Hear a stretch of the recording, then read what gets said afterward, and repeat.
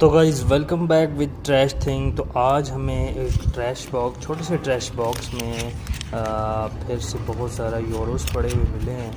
ठीक है, ये देख सकते हैं इसमें 20 के 10, 5 बहुत सारे, इसी तरह ये 50 यूरो, इसी तरह इसमें बहुत से ज़्यादा यूरोस पड़े हैं। बहुत से लोग कहते हैं भाई हमें भेज दो, तो भाई भेजने के लिए आप मुझसे रब्ता तो करो कम से कम, देन मैं आपको बताऊंगा कि आपको ये यूरो मिल सकते हैं कि नहीं। इसी तरह इसमें ये पड़े हुए थे और खैर इसमें ऊपर ही थे, नीचे तो और कोई नहीं पड़े हुए मिले।